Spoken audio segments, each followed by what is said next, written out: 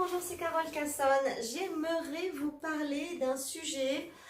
J'ai eu cette semaine sur le canal une jeune femme qui m'a dit, ben voilà, moi je ne veux pas avoir d'enfant, c'est sûr et certain.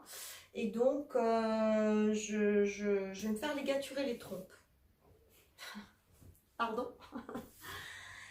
Et c'est comme si la personne n'avait pas conscience que se ligaturer les trompes, ça allait bloquer un processus naturel d'ovulation qui allait générer tout son cycle féminin, qui allait générer toute sa sphère hormonale, harmoniser sa sphère hormonale et faire en sorte que sa féminité, en tout cas métabolique, organique, puisse vivre en toute liberté et s'exprimer en toute liberté.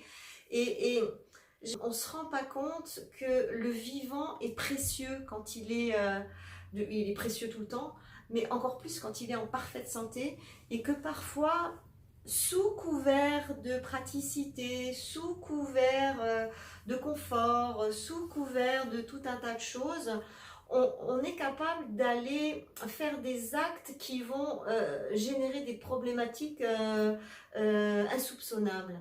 Et là aussi, il y a véritablement d'autres solutions quand on ne veut pas d'enfant. Notamment la vasectomie pour les hommes, avec quelque chose de beaucoup moins lourd. Je crois qu'il faut faire attention avant de prendre des décisions comme ça, que ce soit la pilule, que ce soit la ligature des trompes, que ce soit le stérilet bourré de progestatif qui va venir mettre une pagaille phénoménale dans votre corps et dans votre féminité.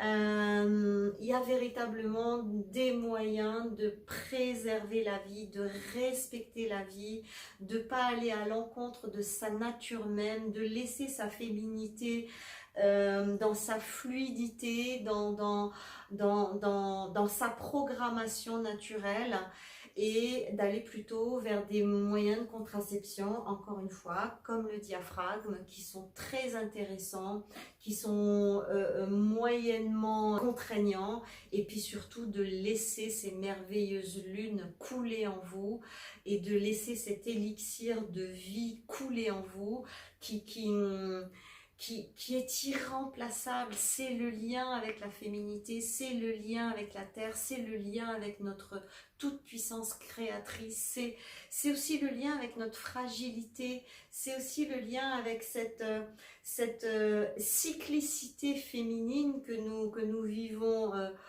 toutes, et qui fait à la fois parfois le malheur de notre entourage, mais qui nous définit en tant que femme.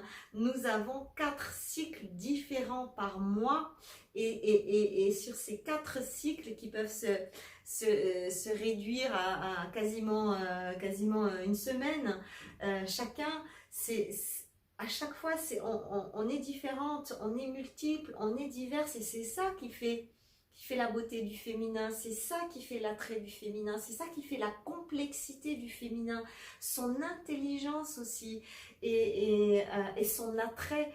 Donc pourquoi devenir des êtres linéaires, plates, prévisibles, identiques du premier jour du mois au dernier jour du mois? Faites attention, les hommes vont s'acheter des poupées bientôt.